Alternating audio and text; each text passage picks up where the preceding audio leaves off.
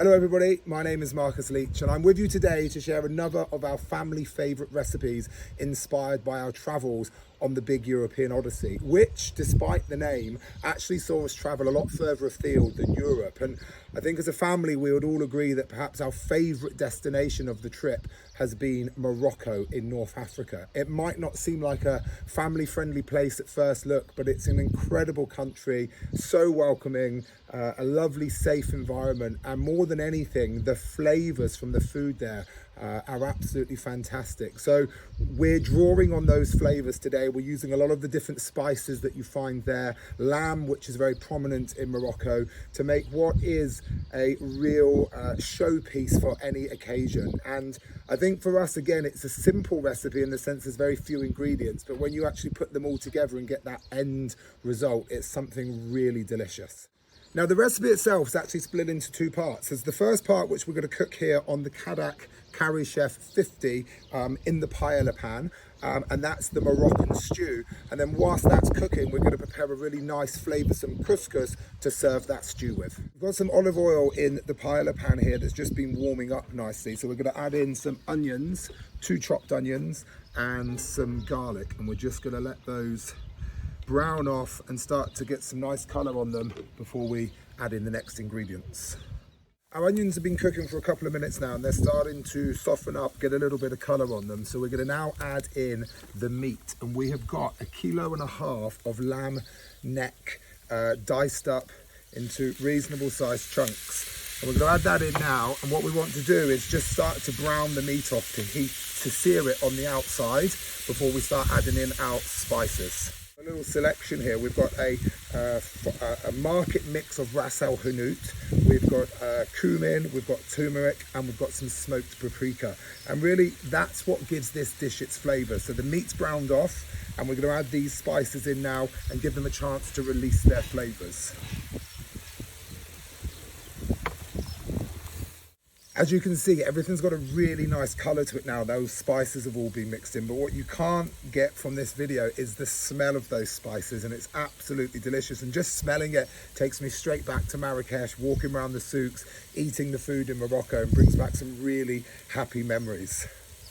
Now, in no particular order, we're just going to start adding in the rest of the ingredients. So what we've got here is our whole almonds. Add those. We've got a tin of drained chickpeas, so we're going to add those in.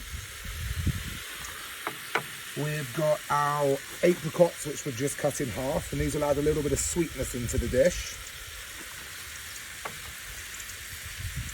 We've got 2 tins of chopped tomatoes. Last but not least, we're going to add in our stock, and we've got 1.5 litres of vegetable stock here.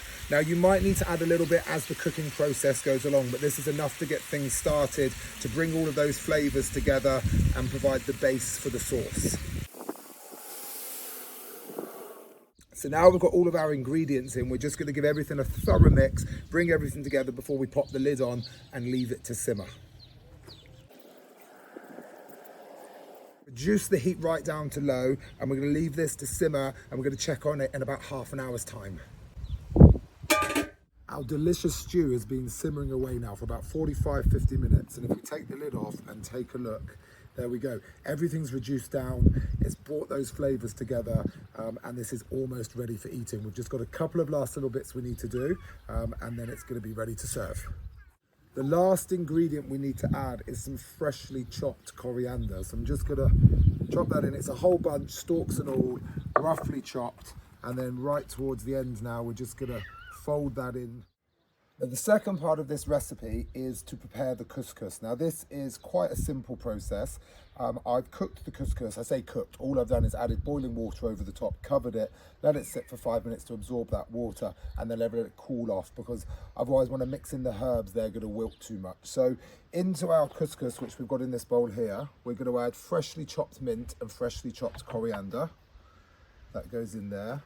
We have the chopped apricots, so we're going to add those in. I've got chopped cashew nuts, and there you go. I've got the seeds of the pomegranate, bit of colour, little burst of extra flavour. The last two things to go in is the juice of a lemon. And then once that's done, I just want a glug of olive oil. There we go. And then I'm simply going to fold all of that in together.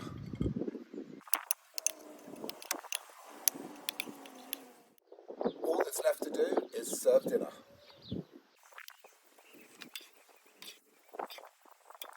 Food fit for a king.